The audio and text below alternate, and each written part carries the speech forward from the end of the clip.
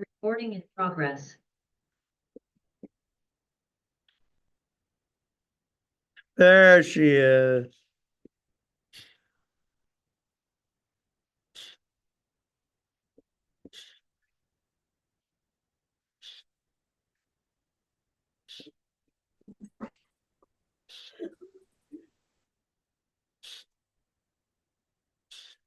All right, we're doing Obadiah today because we're doing the prophets of the 6th century.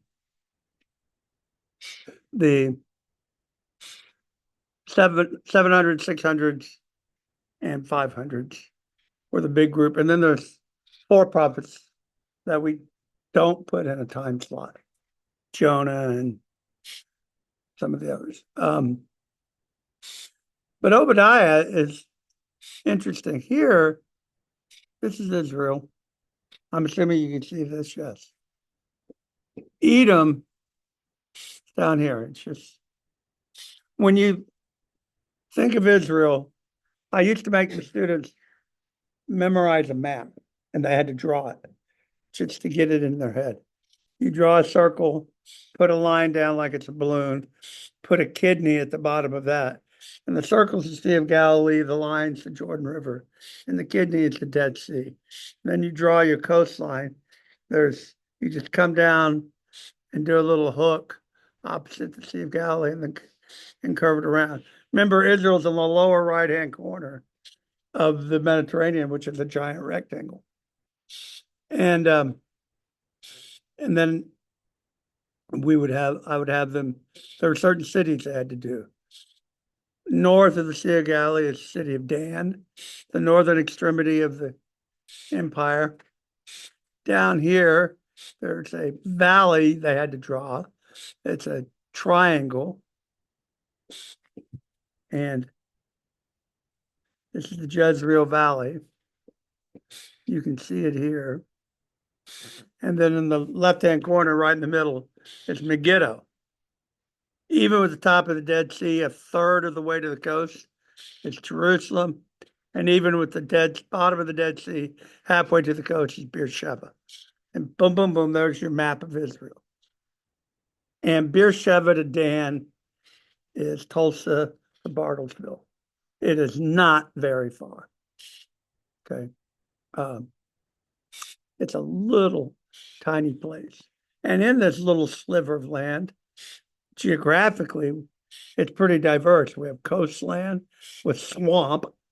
There's a swamp up here, then hill country, then mountains.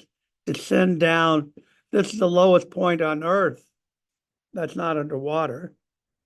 And then you come up, and these mountains over here are even higher. And then there's desert. So it's amazingly compact.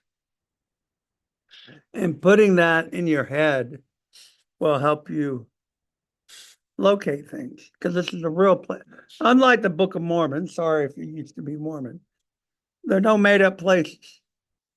No, they're real, and we can trace them back. And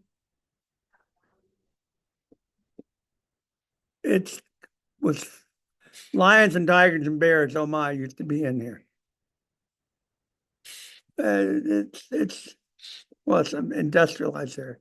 You want to see a picture, she said. Can we see a picture, Dr. Vance? Courtney, what am I doing? Oh, thank you.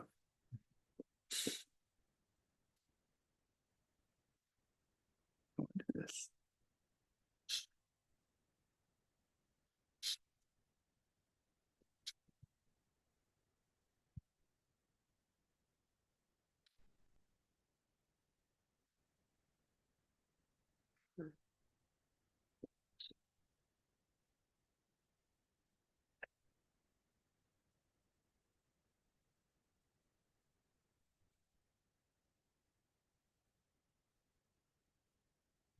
That's part of the Jordan today.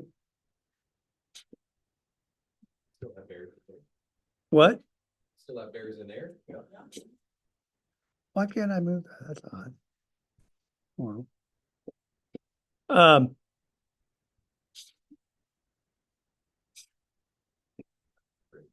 That's also up right where it's coming out of the Sea of Galilee.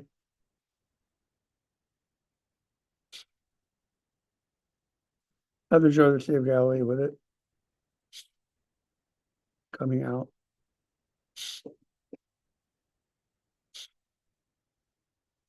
Looks like South Georgia. Big Creek Desert. No, it's no, none.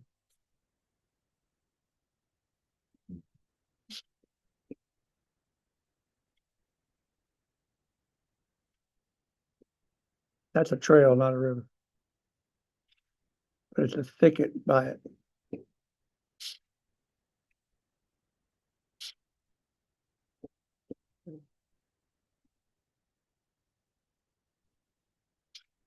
So this is vestiges of Jericho. It's Jordan River that dumps into the Dead Sea. Now that does look a little more deserty.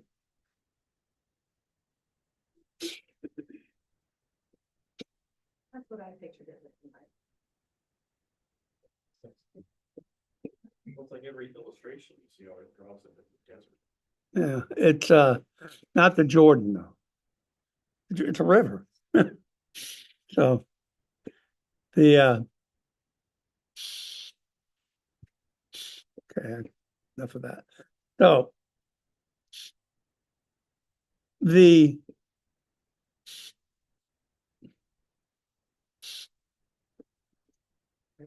in surrounding Israel, you have up where Lebanon is today. That was the ancient Phoenicians. Okay. Over here, Damascus, capital of what country today? Oh, come on. Syria. And this is where ancient Syria was as well. And it's been there forever. South of that, this is Jordan today. But in the ancient world, this between the Sea of Galilee and the Jordan was Ammon. Amman. What's the capital of Jordan? Amman. Not spelled like this, but makes it easy to remember. And then north of the Sea of Galilee and down, they've actually got it further south. It varied in history. It's Moab, and then below Moab is Edom. To the left is Philistia and the Gaza Strip. Today, this is the Gaza Strip, and this Israel itself was Canaan. So now Obadiah, what we're reading today, it's a prophecy against Edom. And we go, okay. And what's going on is when Babylon sacked Jerusalem in 587, and destroyed everything, exiled the rest of the people, Edom decided to take advantage of that and attack Judah in the south. And then what we're getting is a prophecy or a denouncement of that activity. So we're going to look at it. The vision of Obadiah. His name means slave of Yahweh. Obadiah. And I'll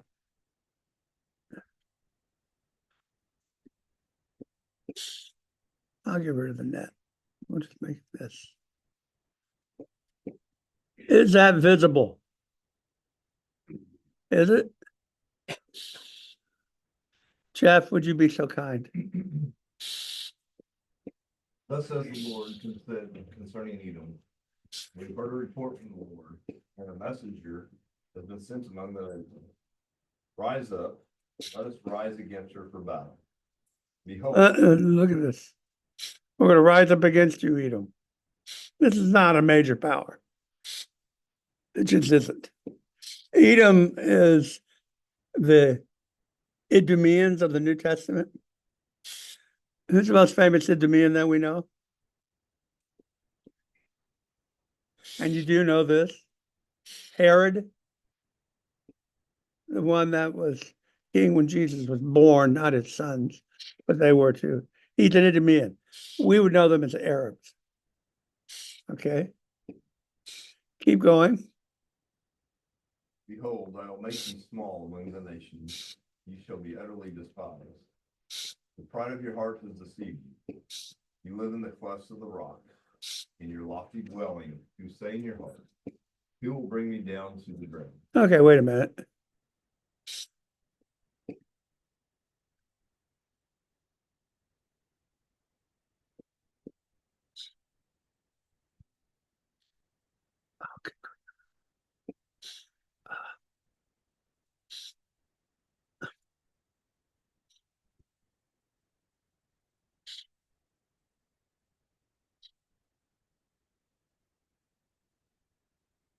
Edom. That's also Edom. Yeah, I would want to kill people to take that land. It's not like there's oil there.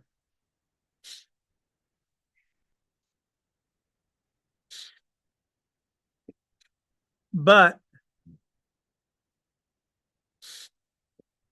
this is the Gulf of Eilat in the south.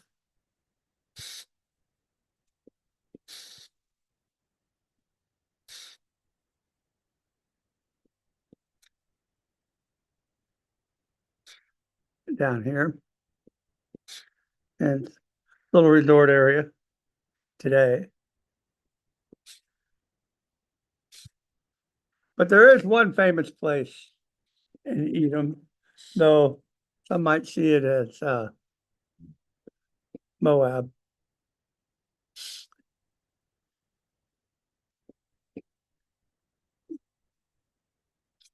You've seen this before. You paid a lot of money to see it. Well, you paid some money because you saw Indiana Jones in the Temple of Doom. This is Petra, where they hid the Ark of the Covenant.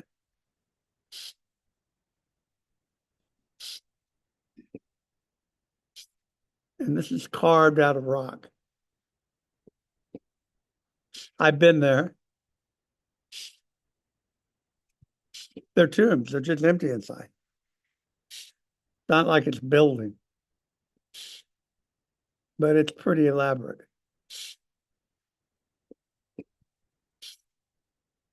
So this is Petra. Anyway, but there's not much in Edom to commend it. But you saw the cliffs and stuff. Go ahead, Jeff.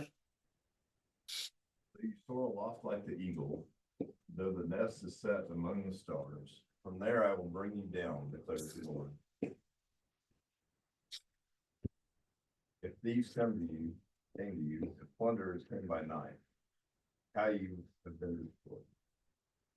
Would they not only steal only enough for themselves? If great gatherers came to you, would they not leave wings? How Esau has pillaged his treasures sought after. Esau is another name for Edom. That's where Esau lived, was this part. If you remember when Jacob's coming back from Mesopotamia, he stops up here and Esau comes to meet him. So because Esau's chosen to live down here. His tribe or His territory. all of your allies have driven you to your border. Those at peace with you have deceived you. They have rebelled against you. Those who eat your bread have set a trap beneath you. You have no understanding. Okay, so God's declaring judgment. We're going to finish this. It's only a chapter long. On what basis does God judge Edom? He doesn't have a covenant with them. That's with Israel.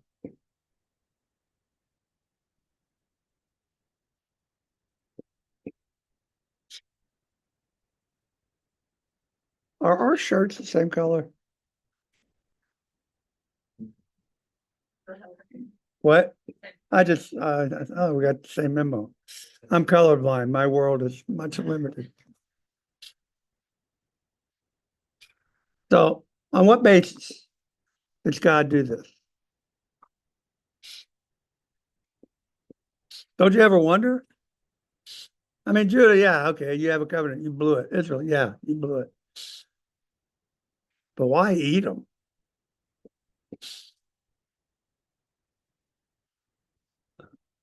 That's why. Because they're blood relatives. related, distantly, but related nonetheless. Okay, there's also the fact that he's the creator of the world. And this would fall into the Torah is God's specific instructions to Israel to set them up as a witness to the world. Remember, the function of Israel is to be priests to the entire world, to draw them to God. That was the goal. Kind of got sidetracked where it became, well, let's see if we can keep ourselves with God, then we can worry about the rest of the world. But that was their goal. In the law, the Torah, if you read the first couple of chapters in Deuteronomy, he spells this out. One of the results of the fall is that you guys were ruined, you being humans. You don't know right and wrong. And Moses says, so God has given us this Torah to give us a moral compass, if you will, to restore. This is the way I think. You guys can't quite get that on your own, but this is the way I think. And I want, there's a thing, it's echoing back to natural law without saying natural law. But this part of the image of God is still present in you. And part of the law is to awaken that and to inform you. And so it's on that basis that he's judging Esau. Your family, you don't treat your family like this. You don't do that. All right, let's just read 7, Chad. All your allies have driven you to your border. Those of peace with you have deceived you. They have prevailed against you. Those who eat your bread have set a trap beneath you. You have no understanding. Will I not on that day destroy the wise men out of Edom and the understanding out of the mountains? What's interesting is Edom apparently had a reputation for wisdom, and it shows up in a couple different places. Proverbs type wisdom. And there's not a civilization. You saw the pictures. There's not a whole lot there in Edom. So how this is, it's not exactly clear. Nevertheless, keep going. And your mighty men shall be dismayed of Mon, so that every man from Mount Esau will be cut off by the water. All right, now we'll pass the buck here. But, all right, how many thousands of years have gone by since Esau and Jacob down to where we're at? Well, Jacob and Esau are about 1700 BC. This is 1200 years later. And then, of course, this is 586. Let's call it 550, make it easy math, to now 2500 years to our time. Now, Edom today is Jordan. Okay. Now, Taman is Yemen. That's further away. So he's kind of spreading it out a little bit. Julie? Because of the violence done to your brother's children, shame shall cover you, and you shall be cut off forever. Well, there's it in a nutshell. Your brother Jacob. Well, what are you doing? You'll be cut off forever. Keep going. Made the strangers carried off his wealth, and foreigners entered his gates, and cast lots for Jerusalem. You were like one of them. But do not gloat over the day of your brother in the day of his misfortune. Do not rejoice over the people of Judah in the day of their ruin. Do not hope in the day of distress. Do not enter the gate of my people in the day of their calamity. Do not gloat over his disaster in the day of his calamity. Do not lift his wealth in the day of his calamity. Do not stand at the crossroads and cut off his fugitives, and do not hand over his survivors in the day of distress. Oh, that sounds pretty nasty. My brother's getting beat up, so here, let me kick him.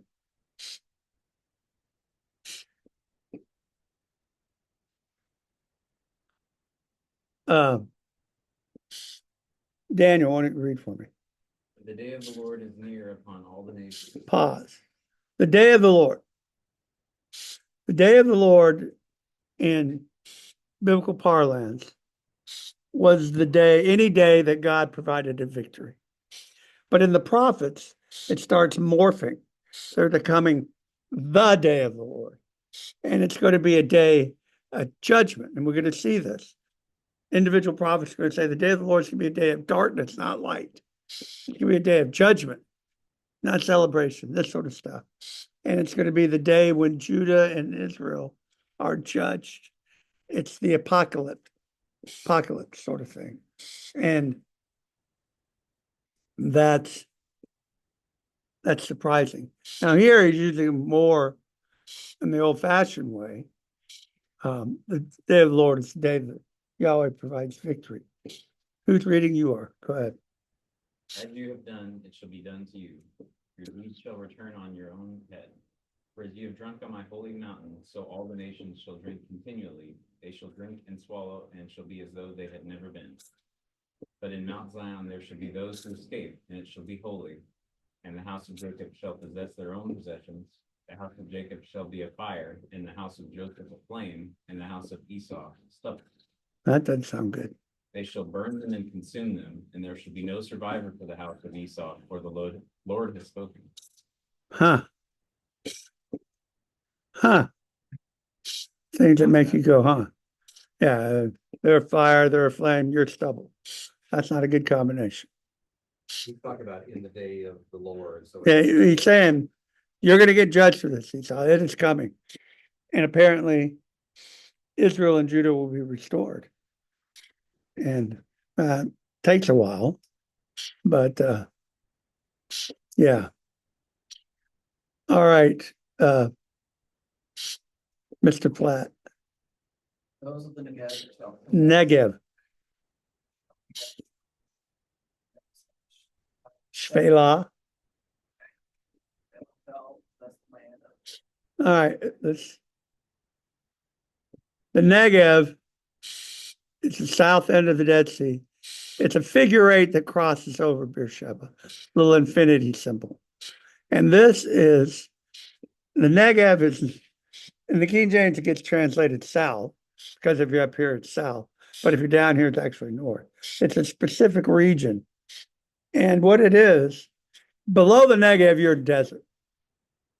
Above the Negev, you're in fertile, well, you're in farmable land. Is that the word? And in the Negev, you don't know. You don't know if you're going to have enough water from year to year to sustain life. And Beersheba is right in the middle of it. The Negev tends to be occupied when either the population of the region is too big and they just spill over, or when you have political turmoil. And then it's where the preppers go. They go live down in Beersheba, hulk down. And anyway.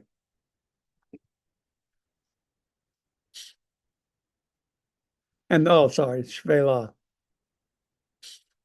Ah, man.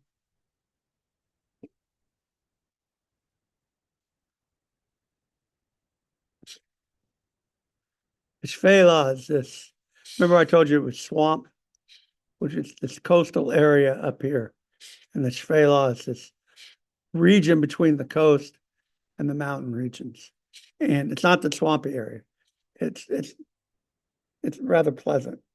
And it's nice. So it's this little area here.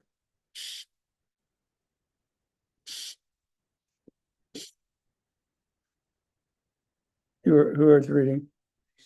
They shall possess the land of Ephraim, Samaria, and Benjamin shall possess Gilead. The exiles of this host of the people of Israel shall possess the land of the Canaanites as far as Zarephath. Who are Sephard, Sephard, I have no idea where that is. the cities of Negev. Drivers shall go up on Mount Zion. Saviors. So, the kingdom shall be. So you kicked your brother when he's down. I'm going to restore them one day. And it'll be the preeminent place. So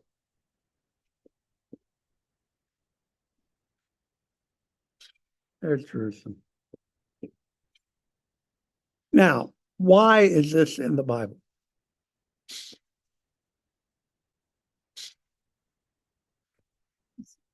Not like I have a secret code that knows this, but why would you speculate that this is in the Bible? Why do we need to read this? Why do they devote a chapter to Edom? Basically a non-entity. I mean, Herod's going to be important, but that's not the only thing from Edom that comes of any import. Okay, that God is just over Israel. He's over, Judge. yes, that he is God of the whole world. That's exactly right, in my opinion, anyway. And that he holds the world to a certain standard, that natural law thing again. You don't get to do this. Babylon's going to get judged. Assyria got judged. The Persians will get judged. Greece will get judged. Rome gets judged. He judges the world. You're trying to teach the world that God is and that he has standards. In Edom, this little tiny nothing of a country. By the way, it's Jordan today. Well, Jordan and Israel, never would have guessed it when I lived there, when I lived in Israel, but they have a passable relationship now, and they help each other because nobody likes Iran. That's the bottom line. And Saudi Arabia and Jordan, they said, we're not going to let Iran go nuts, and Iran's over here. And if Israel's willing to bomb them, we'll stay out of their way. Sort of thing. I'm talking about the modern state. So it's interesting. Jordan is a more balanced of the Islamic world. Saudi Arabia, to me, which is over here, is the one that's really surprising. But they're hands off on it because that's where Mecca is, and they do not play. And this is where, if it's extreme Islam, it's in there. But they're willing to let it ride because they don't want Iran to control the world. And so that's interesting. Now, in the ancient world, in the Bible, Iran's the good guys. This is Persia. And they're enlightened. And they're the ones that let Judah go home. Rebuild the temple. How many times have you heard me say it? Go home if you want. You don't have to. But go home, rebuild the temple. I'll ask that you pray for me. Well, that's pretty enlightened. And they're monotheists. Not the same God. It's a Ahura Mazda. And yes, the car was named after that. It's interesting how civilization changes over time. And now today, Iran. Now, if you don't know, Iran's in the middle of a crackdown on their own population right now. And women, if they've got to wear the burqas and all this. And there's the people aren't, it's splitting the country. And there's a Christian revival taking place over there as well. Islam, everybody keeps saying it's the fastest growing religion. It's a hollow growing because there's also a revival going on within Islam. Villages are having visions of Jesus and coming to Jesus. And we get these stories come out. So our missionaries don't have anything to do with it. We get word of it. And we have friends. I have friends that work around here. And so we get the stories. But this is really a divine act on God's part. So we're living in interesting times. Remember the old Chinese proverb, my curse on you, may you live in interesting times. And that's where we're living. So we don't know what's going to happen. As our country is going through turmoil, remember, God loves us. He doesn't necessarily love France or the United States or Iran.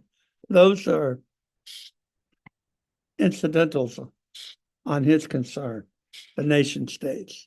I mean, he knows about the nations and he's assigned supernatural beings to them, but that's not his concern. His concern is for the people. And our goal is helping to reach the lost and pray. And when you think of Iran, I'm doing this translation, reader's edition of the Quran in my spare time. I've mentioned it before. And I do it for this purpose because if you don't read Arabic, you're not reading the Quran. You've heard me say that. That is Islamic teaching. And so if you read English because you want to know what it says because you don't speak Arabic, you're essentially just reading a commentary in their minds. Which is why they learn Quran in Arabic, not having a faintest idea what they're saying. But you'll hear them say Allahu Akbar. Allah is the greatest. But I'm producing this Quran so that if you have any Arabic, you can read it and see what it says for yourself. It still won't be a Quran because it'll have non-Arabic stuff in it. So I don't run into problems with that. It's like a commentary on it. But we'll help people. And my goal is to help Muslims read the Quran so they can read what's actually in there. Because if they read what's actually in there, they're going, wait a minute. I don't remember signing up for that. And so that's my goal. And God wants to reach these people. And he wants to reach our pagan brothers in the United States. That's where we're going. We're going to paganism. They're going to a demonic religion in Islam. But Jesus is there. And don't think for a minute that he's getting defeated. He is not. Where's the largest Christian population in any one place? China. How did that happen? Because God's God and he can do what he wants. So don't despair, pray and be encouraged. And he controls the world, as Edom has found out, as these prophecies have come true. I'm poor little Edom. Kick your brother when he's down. Yeah, they deserve what they got. Any questions or comments? It's interesting, the Jacob and Esau thing, like Obadiah almost has a continuity from Genesis to Revelations. That was kind of unique. That it takes Go- all the way back to Genesis. Go talk to them today when they're dealing with the Jews. It's Ishmael. All that's still very, it's like, yeah, that's my big brother. Yeah, yes, I realize it was 3,000 years ago, but Well, that's why I was wondering if like the message when prophecy came out with it, it's something that it's context that they could understand, but would it really have relevance today? It sounds like, yes. Like it does. It's, people still identify with that lineage. now I'm going to ask Nancy a question. You lived in Indonesia, is that correct? That's a large Muslim country, is it? Right. And so what did you learn about the Quran and their reading of it? Did they read it in Arabic or do they read it in Indonesian? Because as you said, it is true, there is no Quran in any other than Arabic. So they have schools just for learning Arabic so they can learn the Quran. I've heard it quoted a lot because they have the, singing and whatever, I guess it's the chanting, singing, whatever, the. Yeah. Call for 5 times a day, you carry it over the loudspeaker. I can't do it. You had it in Jerusalem. You got it in Jerusalem too. It's interesting. All right, anything else? All right, I'm going to stop recording. I'm going to remember this.